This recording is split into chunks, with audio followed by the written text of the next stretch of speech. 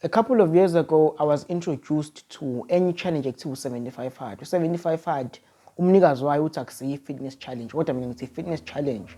Yabo uma ungayisesha la ku-internet ungayithola. 75 hard uthi umnikazi wayo i-mental toughness program. Kodwa here's what it entails. You have to work out for 45 minutes twice a day. So kumele ujime kabili, and one of these workouts has to be outside. The workout should be separated by at least 3 hours. So ukwazi ukuthi ufike ujime manje at the same time uyaphuma uyojima. Kumele uphuze i-gallon of water. That's about 4 liters of water. Each and every day you have to follow a diet, no alcohol, no cheat meals. You have to take a progress picture every day, and kumele ufunde 10 pages of a non-fiction book. Yini ngikhohlwayo angisazi, but I think that's it. Yabo, so nami lento ngatshelwa omunye umjida wami engangifunda naye university. Ngangisazoqala ejimini lapho, ngase ngiqala nami ukuyibona ukuthi hayi nabantu sebebona ukuthi uyajima mfethu lo mjida. Yabo, ngithandana nami ngilokhu ngipepeza ngayo le mpahla le. Hayi 75 hard kuthi ngiyajima kodwa yabo nginika abantu ama-advice. Ngizenza nje mfethu ukubhaka nje okhathele. Yabo, wathi ukwenza umngani wami, athi yazi mfethu kusho ukuthi ungayithanda le program lena abangitshela ngayo. Hayi lapho ngavele ngisane motivation ngithi ayikho into engangihlula mina ngingayenza lento le. Kanti yangazi ukuthi ngifaka kwinkinga enkulu le, enkulu inkinga le. So what I did was I attempted le program le. Yabo, ase ngiyenze ngiyasho ukuthi inzima lento le, inzima ngempela. Yabo, ngifike ngiyishaya mhlawumbe 3 days ngifail, shaya u2 days ngifail, ngishaya u4. Another thing, akumele uzeqisa insuku kulento le. Make weqisa usuku noma wafunda 9 pages instead of 10, kwakhona into deviate kuyona lana, kumele uqale phansi ku day 1 noma ngathiwa ubusuku day 75. Awungikhohle ukusho ukuthi lento uyenza 75 days in a row. That's 2.5 months of just doing this thing every day, no rest days, nothing. Yabo, so ngisha u2 days yabo ngifeyile ngiyenza. Ngisha u8 days. I think the last time I did it, or the last ngizobe kanjani lento, ngasha u8 days before ngiyenze ngize ngiqede lento. Kwaku2020 ngikhumbula kahle unyaka. Yabo, ngo2020 bese kwayi lockdown ngaphindela emakhaya. Mangifika emakhaya ngizama kodwa ngibuye ngiyikhohle nje lento. Yabo, kodwa manje impilo yami ngikose ngihlele ekhaya manje angisajimi, sengiyaqala ngiyakhuluphala futhi sengiyaqala ngiyalose imasela yami, and i-habit yami yokushaya indlwabu was getting stronger. Yabo, ngiyizamele kodwa manje still ngenzeki. Zathi June angasho ukuthi azokuthini ngiphindele eThekwini mina ngeflatini lami vela kho umuntu ngizokwenza lento nje u2.5 months ke ngifocus kuyona. Nangempela mfethu khulahle ngavuka ekhaya ngenze njani noma ngajima ngashaya indoor workout endlini, ngabe ngiphuza amanzi, ngabe ngigibela, ngathi hayi ngeke sigriza ngiyamasha ngiyojima. I think ngingamtshela kanjalo ukuthi ngiyojima. Imagine mfethu ukuthi kodwa ngafika eThekwini nga-serious ngempela, thenga igrosa ngayenza lento mfethu. Yabo, ngadlula kule limit engangilokhu ngifika kuyona ka minimum, I think kwaku 8 days. Ngadlula ngayenza, and kunosuku kuney'nsuku angazi ko day 10 or day something lapho nje before day 20 la uyitshela khona ukuthi yazi ukuthini lento ngizoyenza ngiyiqede, wamkele ukuthi ususithathile isinqumo sokuthi uzoyenza uyiqede lento. Awunanga ngempela ngayenza lento le.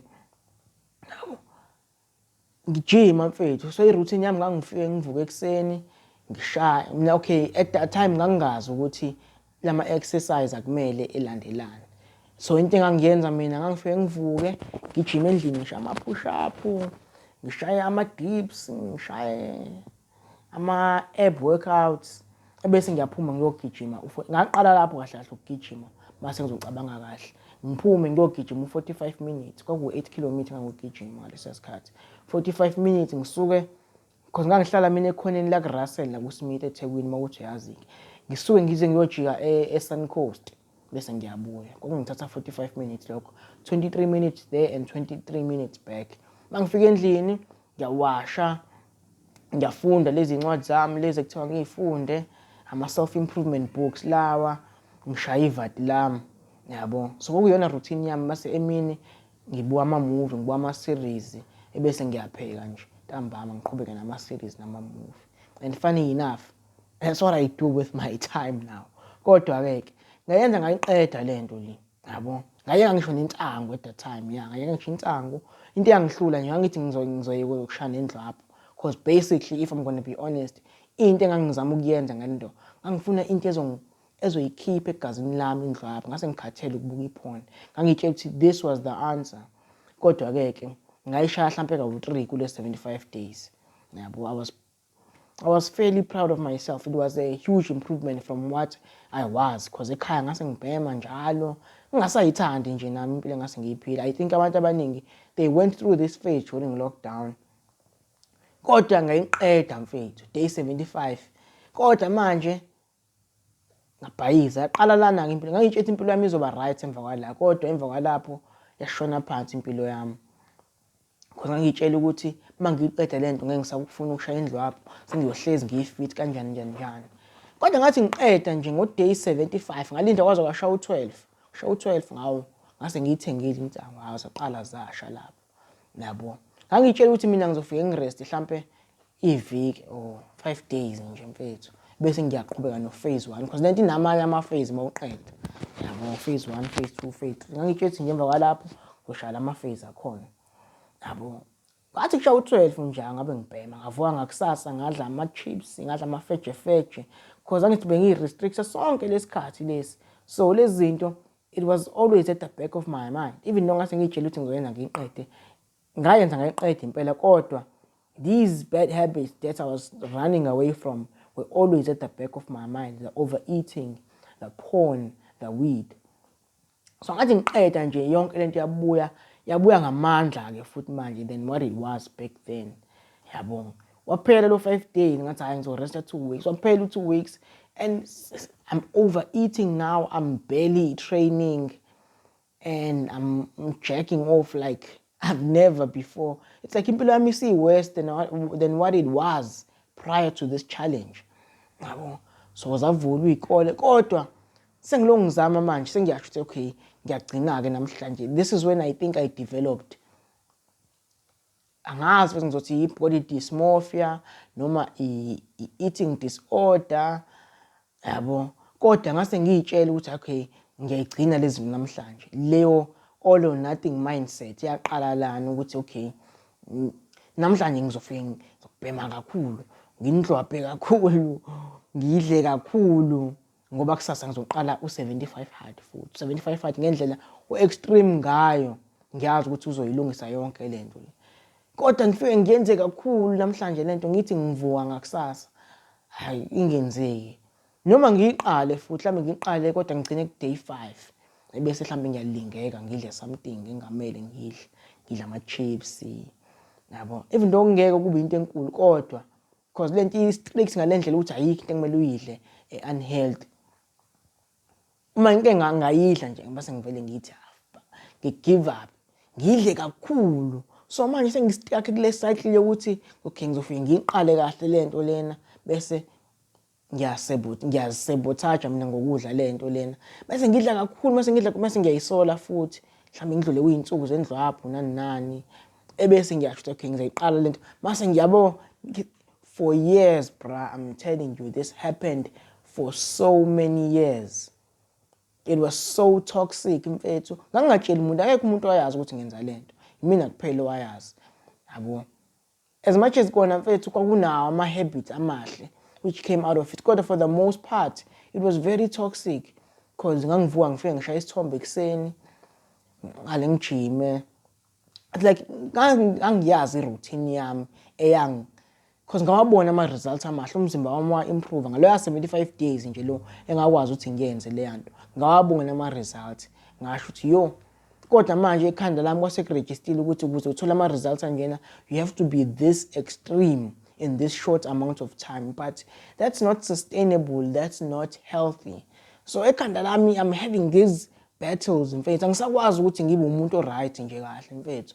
Ngisakwazi ukudla ikhekhe, ngisakwazi ukudla ama-muffin engiwathandayo, ngisakwazi ukudla amafejefeje engiwathandayo ngenxa yokuthi ngizoyisola. Yabo, noma uma ngiwadla ngizowadla kakhulu in the sense or ngoba ngiyitshela ukuthi ngiyawavalelisa namhlanje. Yabona nje, angazi uma ngizotshela iqiniso angikhumbuli ngaphunyulani ngilento, kodwa there was a time where I just accepted ukuthi shuthi mina ngeke ngikwenze lama-phase and fuck this challenge futhi ingilimazile. I'll just be a normal person. I'll work out for most of the time and eat healthy for most of the time. Kodwa uma ngifuna ukudla amafejefeje ngiwadle mfethu. Yabo.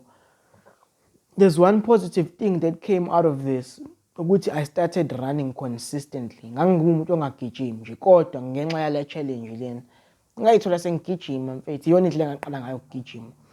If I'm correct, angikhumbuli nje ngiqala ukugijima before this. So ngiyagijima consistently now, and I'm not as shredded or as fit as I was back then. Yabo, umzimba wami awusiyo lento owawuyiyona, kodwa I'm okay with that. Yabo, impilo yami ayisekho based on how I look. And njengoba ngangishilo ukuthi yonke lento ngangiyenzela ukuthi ngenze njani, ngiyeke ukushaya indlwabu. If I'm gonna be honest, ngiyeke ukubuka iphone nokushaya indlwabu. It's like nga-realize ukuthi I was just avoiding facing my addiction head on, and I developed not a healthy relationship with my addiction, kodwa I developed a healthier relationship with myself. I'm far from perfect. Yabo, I still have goals. Yabo, I still have aspirations of a certain person that I can be. I still have the potential eningi engakayi-realize. Kodwa I'm better now that I don't even think about 75 hard. So le video ngiyenzela ukuthi ngixwayise abantu when it comes to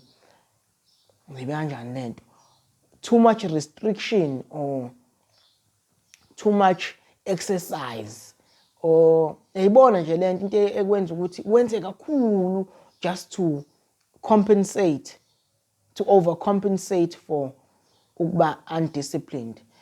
Ngayi-realize ukuthi easy does it. If it's not sustainable, you should never bother with it. Kumele ibe sustainable into yenzayo khona uzokwazi ukuthi uyenze impilo yakho yonke. Namhlanje ngivukile ngayogijima. Yabona, just a normal Monday, ngivukile ngashaya 12 kilometers wami, and I pushed hard. Ngawuqeda within an hour and 1 minute. Ngabuya ngadli i-oats, sengidlile nekhekhe namhlanje. I know I'm like fatter than what I usually am, kodwa because lama habits lawa ase rooted kumina, like exercising, I know ukuthi okay vele I will fluctuate yabo for the most part, kodwa mina ngibe consistent kulama good habits lawa.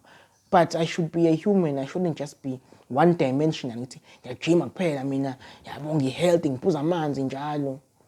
That was one of the darkest times of my life. Ukuthi zingaki izinto engaphuthelwe izona mfethu. Ukuthi impilo yami ingaba njani bekuthiwa I didn't even bother with this challenge. And umuntu wangirecommendela yona, he had good intentions. Yabo. So nje, yeah, mfethu kumnandi ukuthi uphunyule kulezi zinto, because you can't be addicted to bad things. You can also be addicted to toxic good things. So thank you for watching.